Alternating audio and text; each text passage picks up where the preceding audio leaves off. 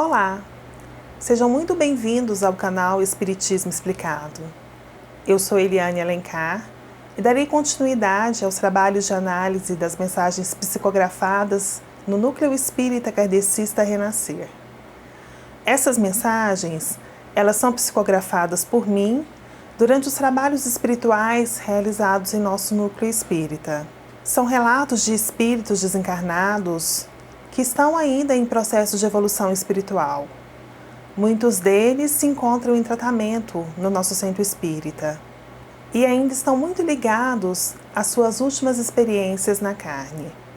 A mensagem que irei ler e analisar a seguir foi psicografada no Núcleo Espírita Kardecista Renascer no dia 24 de fevereiro de 2021 e ela começa assim: 5 anos se passaram antes que voltasse para casa, a mesma casa de onde houvera partido.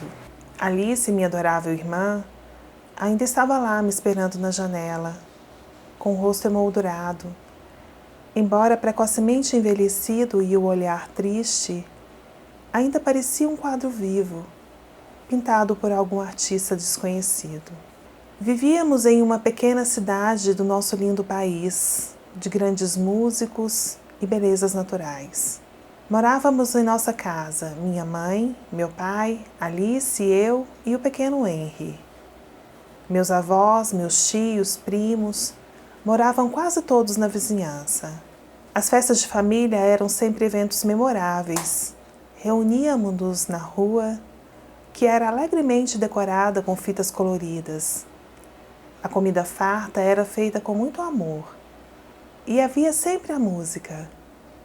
Dos instrumentos afinados, dos risos soltos, das conversas alegres e até mesmo das brigas e discussões que sempre existiram em toda a família.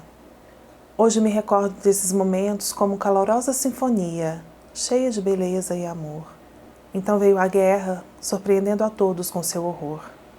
Vi meus tios partirem e meus avós morrerem de desgosto. Depois os primos mais velhos, e não demorou muito para que chegasse a minha vez. Em uma triste manhã de novembro, parti, e mesmo sem olhar para trás, vi Alice entristecida na janela, se despedindo com os olhos vermelhos e secos. Todas as lágrimas já haviam sido derramadas. O pequeno Henry se trancara no porão há dias, se escondendo, fugindo do que era inevitável. Minha mãe, já acamada, nunca mais se recuperaria da notícia ainda recente da morte de meu pai.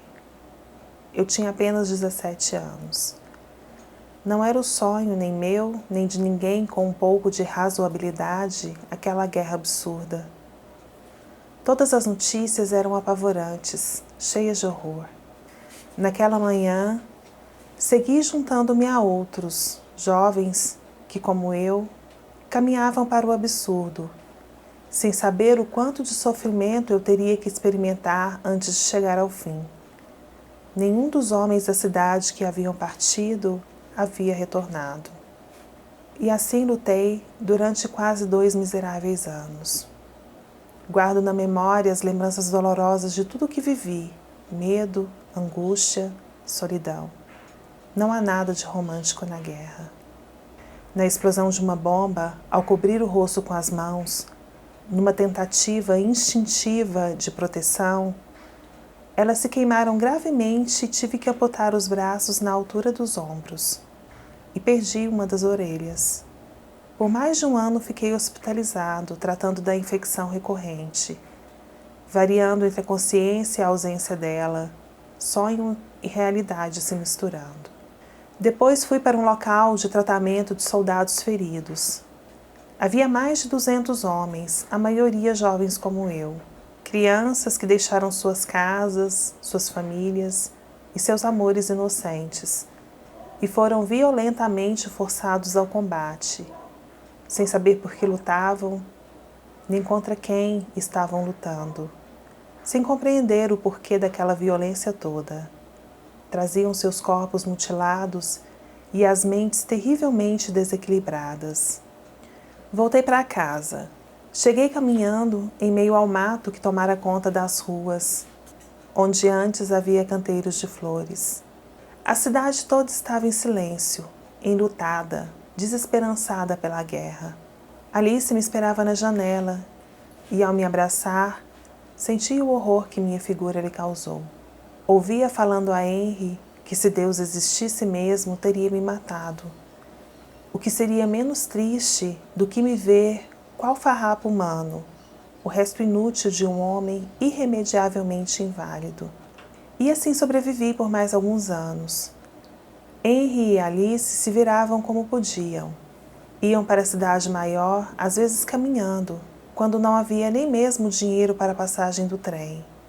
Demoravam dias e voltavam com o suficiente apenas para que não morrêssemos famintos. 2 anos depois do meu retorno, as coisas haviam melhorado com a instalação de uma fábrica na cidade. As casas vizinhas foram habitadas por novos e desconhecidos moradores. Henry conseguiu um emprego na fábrica. Alice transformou o porão da casa em restaurante. E a música foi voltando à nossa rua. Sons de crianças brincando, pratos batendo, pessoas indo e vindo. E eu não me encaixava mais naquela casa, naquela cidade, naquele mundo. Perdi minha vida na guerra. Então, em um dia de chuva intensa, que seria apenas mais um dia chuvoso comum, caminhei sem pressa até o rio pedregoso que corria fora da cidade. As águas avolumadas pela chuva seguiam apressadas, friosas, violentas. Então me atirei no rio, juntando minha raiva e minha revolta à das águas. Senti meu corpo batendo brutalmente contra as pedras. Fechei os olhos e apenas esperei. Não tive medo. Desejei que passasse logo. Suportei o impacto e assisti meu corpo mutilado se desfazendo, fragmentado. Fiquei por um longo tempo, penso eu, sentindo o choque, a dilaceração dolorosa. Eu me rompendo, me espalhando e me misturando naquelas águas. Depois estive na escuridão total e absoluta, nada possível enxergar. E eu continuava lá, tão vivo como antes, cheio de horror e medo. O barulho naquele breu era apavorante. Todos os sons da guerra, os tiros dos canhões, os gritos dos soldados, o choro das mulheres e das crianças. O som estarrecedor da solidão que grita, do medo, da angústia, da dor. Permaneci na escuridão e no barulho ensurdecedor durante décadas, antes que meu avô viesse me buscar. Depois, foi um longo caminho de reequilíbrio, indo e vindo para o pesadelo da guerra. Ainda estou em tratamento, me equilibrando pouco a pouco, compreendendo as razões e os porquês, aprendendo sobre as leis universais perfeitas e permanentes que regem os universos e os homens. Aos poucos vejo a luz, recupero a visão perdida, até algum dia, quiçá, poder encontrar-me com Deus. Pelo Espírito, Arnold. Temos aqui um relato triste, a trágica história de um sobrevivente de guerra, possivelmente da Primeira Guerra Mundial. Um jovem, também possivelmente, eu não tenho certeza, austríaco do início do século passado, que não suportou o trauma e, mesmo tendo sobrevivido à guerra, não foi capaz de lidar com as marcas da violência que a guerra deixou nele. Ele que foi forçado a combater contra sua vontade, desconhecendo o motivo ou os motivos por que lutava. Quase todos os seus amigos e parentes do sexo masculino morreram vitimados pela guerra. Apenas seu irmão caçula sobreviveu. Tem uma citação de Emmanuel que ele nos fala sobre o problema do movimento sem ideal de elevação que é cansaço vazio. E o nosso amigo experimenta este cansaço na alma, que o leva à exaustão de suas forças físicas e mentais. Além do trauma psicológico, de ter presenciado a violência da guerra, de uma guerra tão desumana como foi a Primeira Guerra Mundial, ele teve seu corpo mutilado e passou a viver como um homem inválido, jovem ainda, incapaz, sendo olhado com pena pelas pessoas ao seu redor. E então ele faz a desastrosa escolha pelo suicídio, na ilusão de acabar com aquele tormento psicológico que ele vivia. Então ele se atira no rio e morre afogado, tendo seu corpo despedaçado pelas pedras. E ele volta ao seu pior pesadelo. Ele volta a vivenciar todas as experiências da guerra, agora através dos sentidos. Ele ouve os sons e sente as vibrações deletérias de tudo que ele presenciou. Ele volta exatamente para o lugar de onde ele mais queria fugir. E ele fica ali, preso naquele pesadelo, durante décadas, até que se esgotasse seu fluido vital. Em uma situação como esta, o soldado traumatizado pela guerra, ele pode ficar muito tempo envolvido pelo monopensamento, pela ideia fixa, aprisionado pelas imagens terríveis que ele não pôde suportar na convivência da guerra, as mortes, as mutilações. E o ato de cometer suicídio agravou sua situação. Ele ficou completamente inacessível ao auxílio espiritual, até o esgotamento completo do seu duplo etérico. O duplo etérico pode ser entendido como um conjunto de energias que liga o perispírito, o nosso corpo espiritual, ao corpo material, sendo que o fluido vital é um dos componentes do duplo etérico. Todos nós reencarnamos programados para viver um determinado tempo. E tendo Arnold tirado a própria vida ainda jovem, ele permaneceu preso em seu próprio pesadelo de guerra.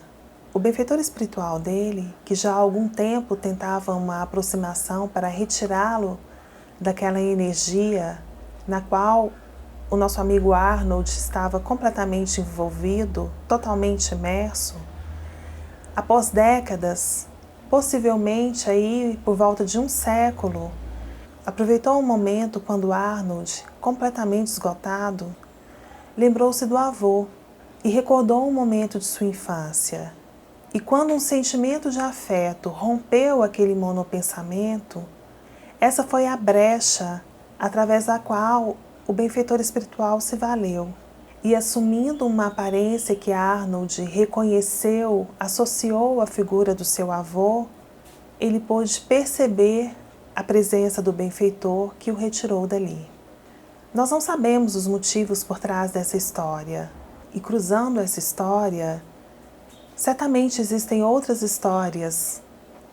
Mas observa-se que o nosso jovem soldado não tinha nenhum conhecimento, nenhuma noção de espiritualidade, o que muito contribuiu para que ele permanecesse tanto tempo em tanto sofrimento.